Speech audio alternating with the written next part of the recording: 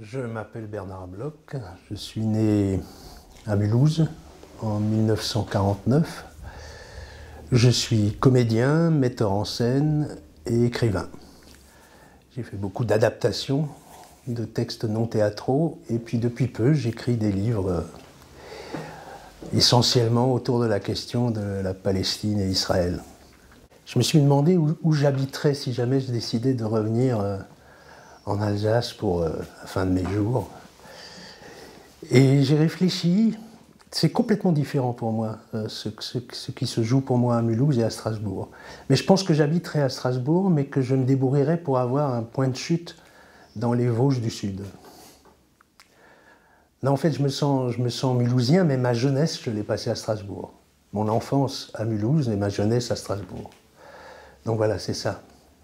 Ma mère était vraiment une Alsacienne, une juive alsacienne de plusieurs générations, même depuis très très longtemps. Donc elle était vraiment alsacienne. Tout chez elle était alsacien. Elle parlait l'alsacien. Mes parents parlaient alsacien entre eux, parce que mon père, lui, était juif allemand. Il est arrivé, il a quitté l'Allemagne en 1934. Il est d'abord allé en Suisse comme travailleur clandestin, il a été mis en tôle par les Suisses. Et puis il est venu en France en 1936 et il a rencontré ma mère en 1937. Et ils se sont mariés en 1937. Après il était dans la Légion étrangère. Et puis ils ont traversé la guerre ensemble, en se cachant un peu partout. Ils ont été arrêtés 5 fois. Et 5 fois ils ont réussi à s'en sortir. Notamment en rencontrant à plusieurs reprises, à 3 reprises, par exemple un milicien originaire de Mulhouse, qui voyant sur les papiers de ma mère qu'elle était de Mulhouse, lui a demandé en alsacien d'où est-ce qu'elle était, de quel quartier, et qui les a laissés partir à cause de ça. Donc il y a comme ça un rapport avec l'Alsace, paradoxal, ambivalent, mais très fort. Je peux vous dire le plaisir sensuel, physique que j'ai de parler l'alsacien. Alors je le parle sans accent, enfin si, avec l'accent de Mulhouse. Hein. Je le parle trop peu pour le parler vraiment couramment, mais c'est un des plaisirs que j'ai quand je vais chez Chitli, parce que là-bas ils parlent alsacien. Et donc je comprends tout, et puis je parle avec eux, et j'adore ça, quoi. J'adore ça, c'est vraiment... là, je sens que c'est vraiment... de Schnabel, il y a quelque chose chez moi qui a été élevé là-dedans, parce que mes parents parlaient ensemble alsacien, quoi. Mon père parlait le Bordische, puisqu'il venait de Geilingen, au bord du lac de Constance, donc c'est pas très loin, hein, et ma mère parlait le mulhousien. Mes parents parlaient entre eux l'allemand pour que je comprenne pas. Mais comme j'ai fini petit à petit, à force de les entendre, de comprendre, mais ça, ils ne savaient pas encore que je comprenais. Donc c'est une langue à la fois maternelle et paternelle, mais avec moi, ils ne parlaient que français. Il fallait parler français. Hein. Je suis né en 1949, donc juste après-guerre.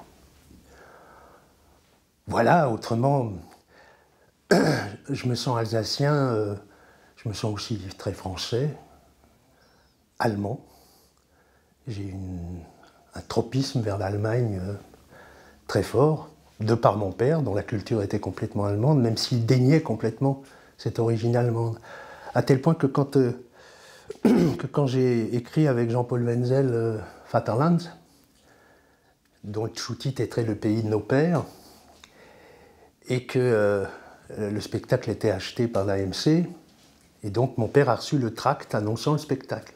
Et sur le tract, on faisait la pub autour du fait qu'on avait nos 2 pères d'origine allemande, l'un qui était soldat de la Wehrmacht et l'autre qui était un juif allemand qui a fui Hitler en 1934. Et mon père ne m'a plus adressé la parole pendant presque 1 an, parce que j'avais rendu public le fait qu'il était d'origine allemande. Pour lui, c'était une tâche, une tare, alors que qu'il a fui Hitler, qu'il était victime du nazisme. Mais le fait d'être d'origine allemande était pour lui difficilement supportable. Quand mon père est arrivé en Alsace et qu'il a rencontré ma mère, il a été en fait pas bien reçu par la communauté juive de Mulhouse. Pourquoi? Parce qu'il était allemand.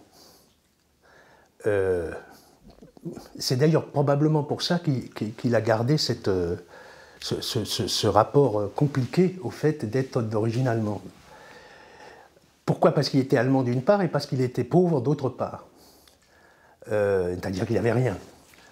Les parents de ma mère avaient un magasin de chaussures quai du Fossé, qui a été, qu'ils ont perdu, hein, qui a été volé en fait au moment de l'annexion, qu'ils n'ont pas retrouvé. Et puis le fait d'épouser, c'était donc avant-guerre, un pauvre, un type qui n'avait rien et qui venait d'Allemagne, c'était pas forcément ce que la communauté juive espérait pour la petite bourgeoisie juive. Et mon père a toujours gardé ce sentiment d'être un Harkelofener, mais par rapport à cette communauté juive. Ce qui explique qu'il n'allait à la synagogue vraiment que à Yom Kippour et Rosh Hashanah, et encore, à partir d'un certain moment, il n'y mettait plus les pieds. Et quand j'ai fait ma bar mitzvah, en 62-63, pour lui, c'était impossible que je fasse ma bar mitzvah à Mulhouse. Et donc, je suis allé la faire en Israël. Parce que toute sa famille, à lui, était partie en Israël entre la fin des années 30 et le début des années 50. Et c'était la raison essentielle. C'était pas tellement c'était pas un sioniste fanatique, loin de là, mon père. Mais il voulait pas que je fasse cette cérémonie d'initiation, enfin de passage en Alsace. Donc c'est plus par rapport à la communauté juive, aux juifs alsaciens que je sentais chez mon père un sentiment de malaise. Alors après, la question de la... C'est vrai qu'en Alsace, par exemple, moi j'ai vécu de l'antisémitisme en Alsace quand j'étais au lycée. J'ai découvert au moment de la mort de mes parents, et au moment où j'ai découvert quel était le rituel des funérailles dans les communautés juives alsaciennes, c'est là que j'ai découvert à quel point le judaïsme alsacien est le plus archaïque du monde. C'est-à-dire que j'ai mesuré à quel point les Juifs étaient en Alsace depuis pratiquement 1000 ans. Et que les rites, par exemple, de la mort, n'ont pas bougé depuis 1000 ans. Et d'ailleurs, j'ai trouvé ces rites assez moi qui ne suis pas croyant ni pratiquant, j'ai trouvé ces rites assez magnifiques et assez consolateurs. Par exemple, en Alsace, en tout cas à Mulhouse, c'était comme ça, et puis mon père est mort en 1996, et ma mère en 2003, et au moment de la toilette mortuaire, donc il y a comme ça 5 hommes qui sont là, il y a toujours au moins un médecin, et quand tu es le fils, d'autant plus que j'étais fils unique, c'est toi on te dit tu n'as pas besoin d'assister à la toilette, mais c'est toi qui mets les petits chaussons en lin et le petit bonnet en lin, puisque tous les morts sont habillés de la même manière, avec une sorte de chemise de nuit qui va jusqu'aux genoux en lin, et des petits chaussons en lin et un petit bonnet blanc en lin. Et tous les cercueils sont pareils, ils sont en bois blanc, brut. Quelle que soit la situation sociale ou financière de la personne. Et c'est le fils qui met les petits chaussons et le petit bonnet, et on doit prendre les chevilles de ton papa ou de ta maman et dire en français, puis en hébreu, une prière. Et alors cette prière, c'était si j'ai porté atteinte à ton honneur devant Dieu ou devant les hommes, qu'il ne m'en soit pas tenu rigueur. C'est tout.